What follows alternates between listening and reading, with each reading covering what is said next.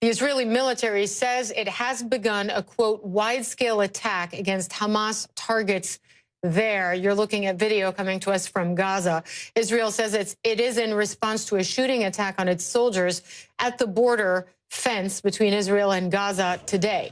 The Palestinian Ministry of Health says Israeli soldiers shot 4 people dead during the weekly Friday protests. Let's bring in Ian Lee. He is reporting from Gaza. What's going on? Tell us what the Israeli military is doing this evening. Well, Hala, we've seen a number of airstrikes more toward the central Gaza region this evening, and this is the wide-scale bombing campaign that Israel says they're undertaking after the events earlier today. And let's just back up and describe what happened. You had these protests, which have been happening every week, every Friday since March, where you have Gazans go to the fence and you have these protests that almost always turn deadly. Over 140 Palestinians have been killed in these protests. But today there was an attack, the Israeli army says, on their soldiers with sniper fire, grenades, other explosives. What they called it is a very serious event, and it happened around 5 p.m. local time.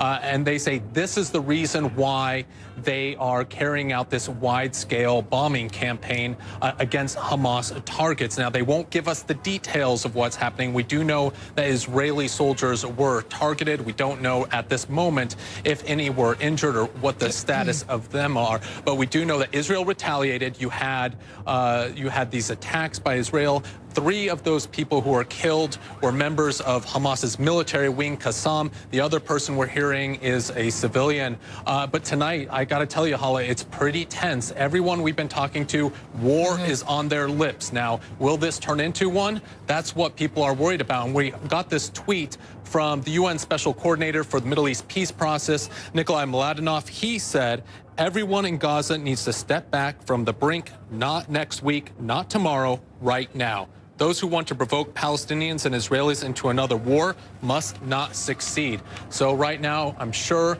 the UN as well as the Egyptians are trying to talk to both sides to try to bring everyone back from the brink, Hala.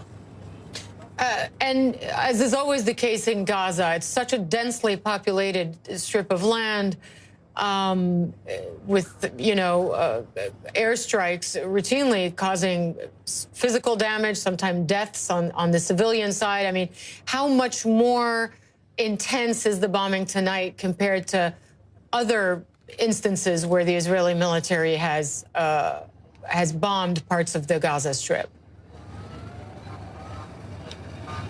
Well, they described it as wide scale, and I gotta say it's pretty early to see what actually comes out of this. Usually a lot of these airstrikes happen after midnight and in the early morning hours to limit any sort of civilian casualties. But I gotta say, last weekend we saw the largest bombing campaign against Gaza since the 2014 war.